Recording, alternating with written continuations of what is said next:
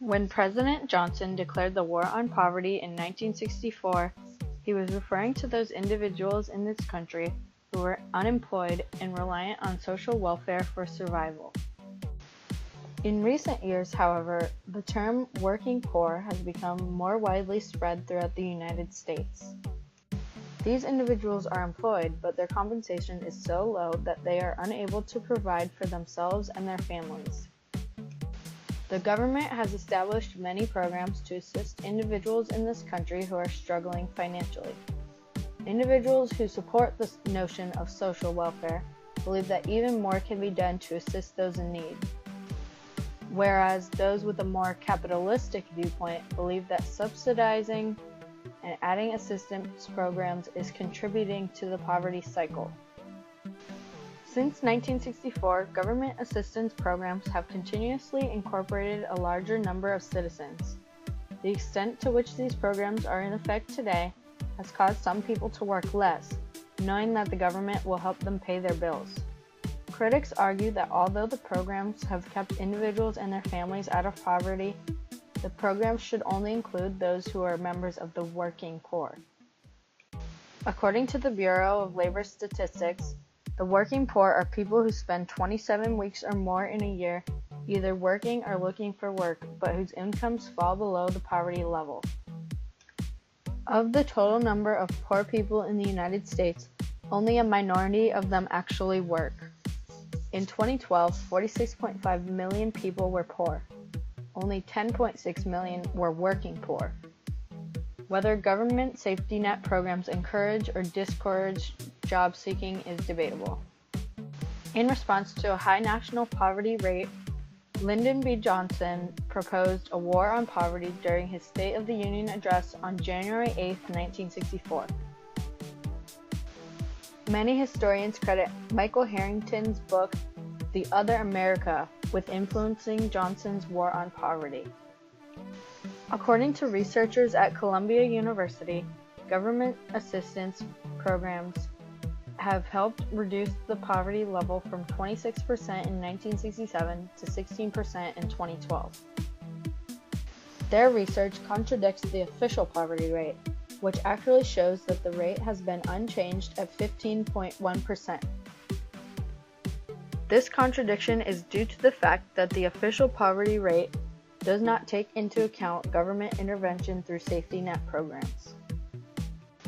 Johnson's effort against poverty was focused around 4 items of legislation: the Social Security Amendments of 1965, the Food Stamp Act of 1964, the Elementary and Secondary Education Act, and the Economic Opportunity Act of 1964.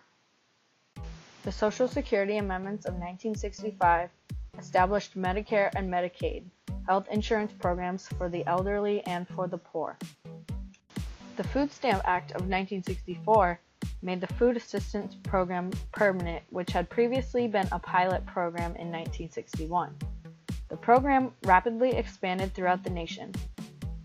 The Elementary and Secondary Education Act offered new grants to districts serving low-income students, federal grants for text and library books, created special education centers, and created scholarships for low-income college students. The Economic Opportunity Act, or EOA, included various social programs to promote welfare, education, and health to poverty-stricken America. The EOA focused on the idea that the government is responsible to provide impoverished individuals with opportunities to earn a respectable wage and maintain a comfortable setting for their families.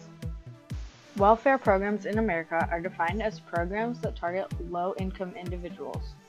In order to qualify for welfare benefits, one must fall below a defined level of income. Social Security, Medicare, and unemployment are not included in the definition of welfare because they are available to Americans regardless of their level of income. There are many government assistance programs in effect today that target low-income individuals and families. According to the Census Bureau, Social Security, refundable tax credits, or EITC, and Supplemental Nutritional Assistance Program, or SNAP, are the biggest poverty-reducing programs in effect today. Under the Social Security program, individuals pay Social Security tax during their working years. When earnings stop because the worker has retired, died, or become disabled, benefit payments are made to the family to replace the earnings that have been lost. The amount someone receives in Social Security benefits depends on the age they started collecting the benefits and how much they earned in their lifetime. According to the IRS, EITC reduces the amount of tax that low to moderate income families owe. Cash may even be paid to these families in the form of a refund. SNAP is a program in which low-income individuals or families are given debit cards with a set amount of money each month. The amount they are given is dependent on the family's income and the amount of people in the household. In 2013, the program provided benefits to over 47 million people. Participants in the program included people with low-wage jobs as well as those who are unemployed. Critics argue that the SNAP program needs reform because it lacks work requirements and it is subject to fraud. In 2013, EITC cost taxpayers $79 billion, while SNAP cost taxpayers $83 billion.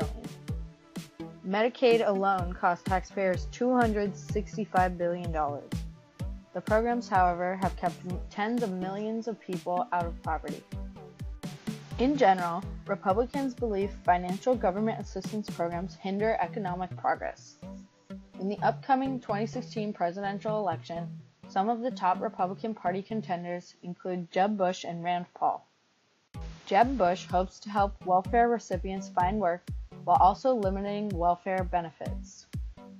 Rand Paul hopes for a strong safety net, but one that doesn't suffocate us. On the other hand, Democrats are more open to policies to help those in financial need. Some of the top Democratic Party contenders in the 2016 elections are Hillary Clinton and Joe Biden. Hillary Clinton supports equal pay for equal work.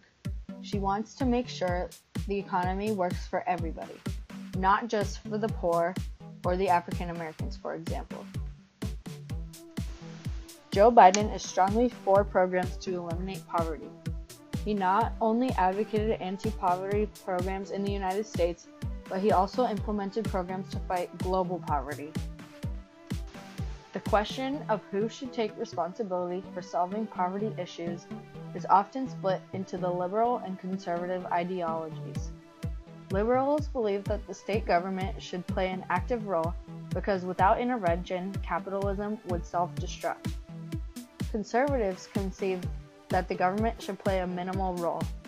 They believe that the market is the only way to solve poverty issues and that state involvement would only further the problem. Advocates for public assistance programs argue that they are necessary in order to ensure reasonable living conditions for everyone.